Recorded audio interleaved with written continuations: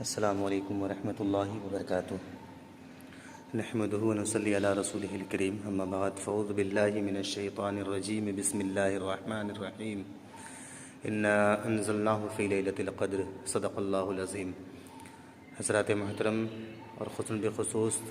نوری اسلامی کویز میں جتنے بھی شرکاء ہیں، ان تمامی حضرات کو میں مبارکباد پیش کرتا ہوں کہ آپ تمامی حضرات قابل مبارکباد ہیں جو سنی دعوت اسلامی تحریک کے زیر نگرانی چلنے والی اسلامی کوئز میں شرکت فرما ہیں، تشریف فرما ہیں، اور گاہے بگاہے یہ طلباء جو ہیں ان کی آپ حوصلہ افزائی کرتے رہتے ہیں۔ میں بھی آپ تمامی حضرات کے روبرو شب قدر کی فضیلت کے حوالے سے مختصراً یعنی اختصار کے ساتھ کچھ اس کے فضائل بیان کرنے کی کوشش کر رہا ہوں۔ اللہ رب العزت قرآن پاک میں ارشاد فرما رہا ہے، انا انزلناہ فی لیلۃ القدر، بے شک ہم نے اس قرآن کو شب قدر میں نازل کیا، یعنی بے شک ہم نے اس قرآن مجید کو لوح محفوظ سے آسمان دنیا کی طرف یکبارگی شب قدر میں نازل کیا۔ شب قدر کے فضائل، شب قدر شرف و برکت والی رات ہے۔ اس کو شب قدر اس لیے کہتے ہیں کہ اس شب میں سال بھر کے احکام نافذ کیے جاتے ہیں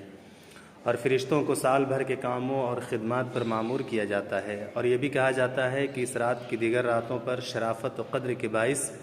اس کو شب قدر کہتے ہیں، اور یہ بھی منقول ہے کہ چونکہ اس شب میں نیک اعمال مقبول ہوتے ہیں اور بارگاہ الہی میں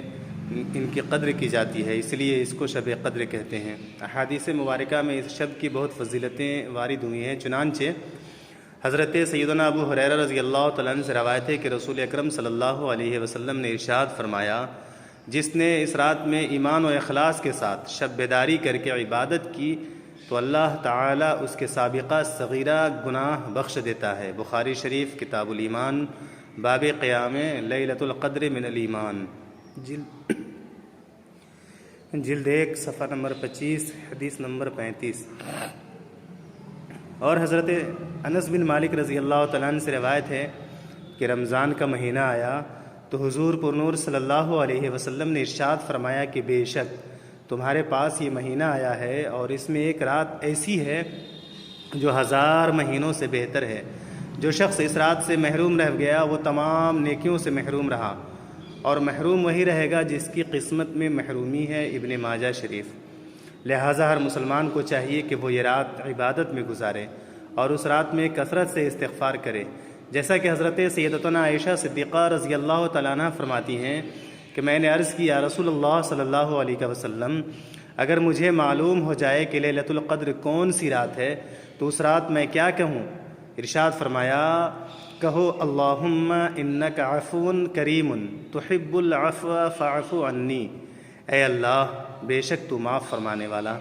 کرم کرنے والا ہے، تو معاف کرنے کو پسند فرماتا ہے تو میرے گناہوں کو بھی معاف فرما دے۔ ترمذی شریف کتاب الدعوات۔ نیز آپ رضی اللہ تعالیٰ عنہ فرماتی ہیں، اگر مجھے یہ معلوم ہو جائے کہ کون سی رات لیلۃ القدر ہے تو میں اس رات میں یہ دعا بکثرت مانگوں گی، اے اللہ میں تو اس سے مغفرت اور عافیت کا سوال کرتی ہوں۔ شب قدر سال میں ایک مرتبہ آتی ہے، یاد رہے کہ سال بھر میں شب قدر ایک مرتبہ آتی ہے، اور کثیر روایت سے ثابت ہے کہ وہ رمضان المبارک کے آخری عشرہ میں ہوتی ہے، اور اکثر اس کی بھی طاق راتوں میں سے کسی ایک رات ہوتی ہے۔ بعض علماء کے نزدیک رمضان المبارک کی 27ویں رات شب قدر ہوتی ہے، اور یہی حضرت سیدنا سرکار امام اعظم رضی اللہ تعالیٰ عنہ سے مروی ہے۔ شب قدر کو پوشیدہ رکھے جانے کی وجوہات، حضرت سیدنا امام فخر الدین رازی رحمۃ اللہ علیہ فرماتے ہیں کہ اللہ عز و جل نے شب قدر کو چند وجوہ کی بنا پر پوشیدہ رکھا ہے۔ پہلی وجہ، جس طرح دیگر اشیاء کو پوشیدہ رکھا، مثلا اللہ عز و جل نے اپنی رضا کو اطاعتوں میں پوشیدہ فرمایا تاکہ بندے ہر اطاعت میں رغبت حاصل کریں، اپنے غضب کو گناہوں میں پوشیدہ فرمایا تاکہ ہر گناہ سے بچتے رہیں، اپنے ولی کو لوگوں میں پوشیدہ رکھا تاکہ لوگ سب کی تعظیم کریں،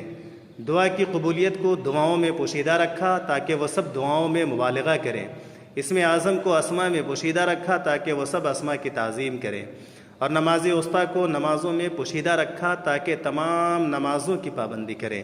توبہ کی قبولیت کو پوشیدہ رکھا تاکہ بندہ توبہ کی تمام اقسام پر ہمیشگی اختیار کرے، اور موت کا وقت پوشیدہ رکھا تاکہ بندہ خوف کھاتا رہے، اسی طرح شب قدر کو بھی پوشیدہ رکھا تاکہ لوگ رمضان کی تمام راتوں کی تعظیم کریں۔ نمبر 2، گویا اللہ تعالیٰ ارشاد فرماتا ہے اگر میں شب قدر کو معین کر دیتا اور یہ کہ میں گناہ پر تیری جرت کو بھی جانتا ہوں، تو اگر کبھی شہوت تجھے اس رات میں گناہ کے کنارے لا چھوڑتی اور تو گناہ میں مبتلا ہو جاتا تو تیرا اس رات کو جاننے کے باوجود گناہ کرنا لا علمی کے ساتھ گناہ کرنے سے زیادہ سخت ہوتا، بس اس وجہ سے میں نے اسے پوشیدہ رکھا۔ نمبر 3، گویا کہ ارشاد فرمایا میں نے اس رات کو پوشیدہ رکھا تاکہ شرعی احکام کا پابند بندہ اس رات کی طلب میں یا اس رات کی طلب میں محنت کرے اور اس محنت کا ثواب کمائے۔ نمبر 4، جب بندے کو شب قدر کا یقین حاصل نہ ہوگا تو وہ رمضان کی ہر رات میں اس امید پر اللہ عز و جل کی اطاعت میں کوشش کرے گا کہ ہو سکتا ہے کہ یہی رات شب قدر ہو۔ لہٰذا ہم مسلمانوں کو چاہیے کہ رمضان کے طاق راتوں میں کثرت سے عبادت کریں اور رمضان کا ادب و احترام کریں، اور انشاءاللہ العزیز میں کوشش کرتا ہوں کہ آگے آپ تمامی حضرات کو مکمل اور فضائل بیان کر دوں۔ لہٰذا آپ تمامی حضرات آقا کریم صلی اللہ تعالی علیہ وآلہ وسلم کے فرامین کو سماعت کریں، بزرگان دین کے اقوال اور احادیث کی روشنی میں شب قدر کی فضیلت سماعت کر لیں۔ شب قدر کی فضیلت حضرت سیدنا مالک بن انس رضی اللہ تعالیٰ عنہ بیان کرتے ہیں کہ رسول اللہ صلی اللہ علیہ وسلم کو ساری مخلوق کی عمریں دکھائی گئیں۔ آپ صلی اللہ علیہ وسلم نے اپنی امت کی عمر سب سے چھوٹی پائی تو غمگین ہوئے کہ میری امتی اپنی کم عمری کی وجہ سے پہلے کی امتوں کے جتنے نیک اعمال نہیں کر سکیں گے، چنانچہ اللہ پاک نے نبی کریم صلی اللہ علیہ وآلہ وسلم کو شب قدر عطا فرمائی جو کہ دیگر امتوں کے 1000 مہینوں سے بہتر ہے۔ تفسیر کبیر جلد 11 صفحہ نمبر 231 تحت الآیہ۔ شب قدر میں عبادت کرنے کی فضیلت حضور اکرم صلی اللہ علیہ وسلم نے ارشاد فرمایا جو شخص شب قدر میں ایمان و اخلاص کے ساتھ عبادت کرے تو اس کے پچھلے گناہ بخش دیے جاتے ہیں۔ بخاری شریف جلد 1 صفحہ نمبر 626۔ حکیم الامت مفتی احمد یار خانعیمی رحمۃ اللہ علیہ اس حدیث پاک کی وضاحت میں لکھتے ہیں کہ رمضان میں روزوں کی برکت سے گناہ صغیرہ معاف ہو جاتے ہیں اور تراویح کی برکت سے گناہ کبیرہ ہلکے پڑ جاتے ہیں اور شب قدر کی عبادت کی برکت سے درجے بڑھ جاتے ہیں۔ سبحان اللہ۔ حضرت علامہ عبدالرؤف مناوی رحمۃ اللہ علیہ اس حدیث پاک کی وضاحت میں نقل کرتے ہیں کہ رمضان کے روزوں اور قیام کے ذریعے ہونے والی مغفرت تو ماہ رمضان کے آخر میں ہوتی ہے، جبکہ شب قدر میں قیام کے سبب ہونے والی بخشش کو مہینے کے اختتام تک مؤخر نہیں کیا جاتا۔ فضل القدیر جلد 6 صفحہ نمبر 248۔ شب قدر کب ہوتی ہے؟ میرے پیارے آقا صلی اللہ علیہ وسلم کے پیارے دیوانوں، اللہ رب العزت نے اپنی مشیت مرضی کے تحت شب قدر کو پوشیدہ رکھا ہے، لہٰذا ہمیں یقین کے ساتھ نہیں معلوم کہ شب قدر کون سی رات میں ہوتی ہے۔ فرمان مصطفیٰ صلی اللہ علیہ وسلم ہے شب قدر کو رمضان المبارک کے آخری عشرے کی طاق راتوں میں تلاش کرے، آخری عشرے کی طاق راتوں میں تلاش کرو۔ فیضان بزرگان دین اور مفسرین و محدثین رحمۃ اللہ علیہ مجمعین کے شب قدر کے تعین میں اختلاف ہے، تاہم بھاری اکثریت کی رائے یہی ہے کہ ہر سال ماہ رمضان